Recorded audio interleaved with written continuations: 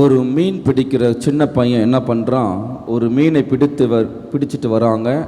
வந்த உடனே ஒரு அரசர்கிட்ட போயிட்டு அதை விற்கிறாங்க.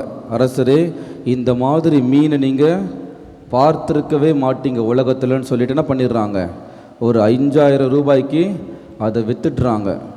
இதை பார்த்த உடனே மகாராணிக்கு கோபம். போயும் இந்த சின்ன மீனை 5000 ரூபா கொடுத்து வாங்கணுமா என்ன, அவங்களுக்கு ரொம்ப கோபம். மகாராஜரை பற்றி திட்டுறாங்க, அந்த காசை வாங்குங்கன்னு சொல்லிட்டு.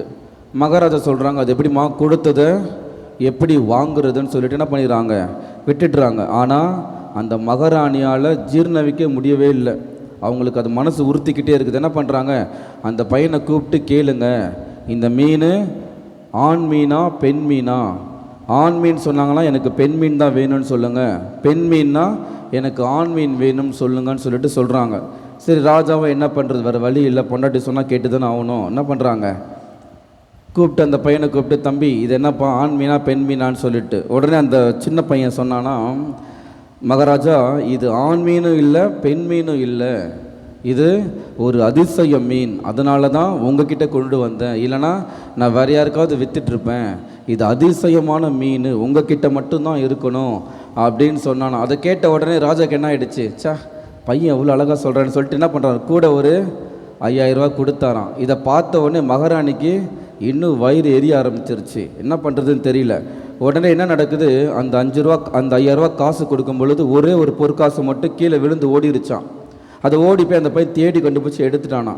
உடனே மகாராணி சொன்னாங்களா, இந்த பையனுக்கு பேராசை, ஒரு காயின் போனால் என்னன்னு சொல்லிட்டு. உடனே அந்த பையன் சொன்னானா, இல்லை அந்த பொற்காசில் நம்முடைய மகாராஜாவுடைய முகம் பொறிக்கப்பட்டிருக்குது, அதை யாராவது மிதிச்சிட்டாங்கன்னா என்னால் தாங்கவே முடியாது, அதனால தான் அதை தேடி கண்டுபிடிச்சி எடுத்துட்டேன்னு சொன்னாராம். இதை கேட்ட உடனே என்ன ஆகிடுச்சு, மகாராஜாவுக்கு இன்னும் சந்தோஷம் ஆகிட்டு என்ன பண்ணுறாரு, கூட ஒரு 5000 எக்ஸ்ட்ரா கொடுக்குறாராம். வாழ்க்கையில் இந்த மாதிரி மகாராணி மாதிரி நமக்கு நிறைய நல்லது நடக்கும் பொழுது நிறைய கலைகளும் இருக்க தான் செய்யும். அந்த ராஜா நல்லது பண்ணுறாரு, ஆனால் அந்த மகாராணி என்ன பண்ணுறாங்க, அந்த நல்லது நடக்காமல் தடுக்கிறாங்க. வாழ்க்கையில் நமக்கும் நிறைய நல்லது நடந்துக்கிட்டே இருக்கும்.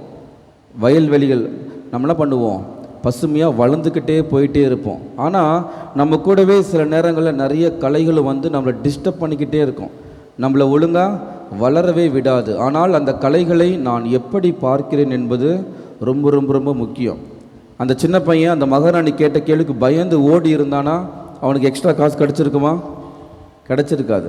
ஆனால் அவங்க கேட்குற கேள்விக்கெல்லாம் நின்று நிதானமாக பொறுமையாக பதில் சொன்னதுனால தான் அவனுக்கு என்ன ஆகுது, எக்ஸ்ட்ரா காசு கிடைக்குது. எனவே வாழ்க்கையில் நாம் சந்திக்கக்கூடிய கலைகளை நான் எப்படி பார்க்கிறேன், அந்த கலைகளை பார்த்து பயந்து ஓடி ஒதுங்குகிறேனா அல்லது தைரியமாக மன தைரியத்தோடு அதை எதிர்கொள்கின்றேனா? சாலமோனின் ஞானம் அதிகாரம் 12 இறை வார்த்தை 2 ரொம்ப அழகாக சொல்லியிருப்பாங்க. வாசிக்கிறேன், கேளுங்க. ஆகையால் தவறு செய்பவர்களை சிறிது சிறிதாய் திருத்துகின்றீர், அவர்கள் எவற்றால் பாவம் செய்கிறார்களோ அவற்றை நினைவுபடுத்தி அவர்களை எச்சரிக்கின்றீர். அடுத்து முக்கியமான வசனம், ஆண்டவரே அவர்கள் தீமையிலிருந்து விடுபடவும் உம்மில் நம்பிக்கை கொள்ளவே இவ்வாறு செய்கின்றீர். சில நேரங்களில் நம்ம பிரச்சனை ஃபேஸ் பண்ணுற அதற்கு யார் காரணமாக இருக்கிறா, நாம் செய்த ஏதோ ஒரு தவறு தான் நமக்கு பிரச்சனையாக வருகிறது, கலையாக வருகிறது. ஆனால் அதை பார்த்து நம்ம பயந்து ஓடுறோமா அல்லது அதிலிருந்து மீண்டு வருகிறோமா? கடவுள் நம்மை சிறிது சிறிதாக திருத்துகின்றார். பயந்து ஓடி ஒளியக்கூடாது. அவர் நம் பக்கம் இருக்கின்றார், அவர் நம்மை திருத்துகின்றார். அவர் திருத்துவதற்கு நாம் என்ன பண்ணணும், வழி விடுபவர்களாக இருக்கிறோமா? நான் இறைவன் என்னை திருத்தும் பொழுது திருத்துவதற்கு தயாராக இருக்கிறேனா? கலைகளை கண்டு பயந்து ஓடி ஒதுங்குகிறேனா அல்லது தைரியமாக எதிர்கொள்கிறேனா? சிந்தித்து பார்த்து இத்திருப்பலியில் நாம் பக்தியோடு மன்றாடுவோம்.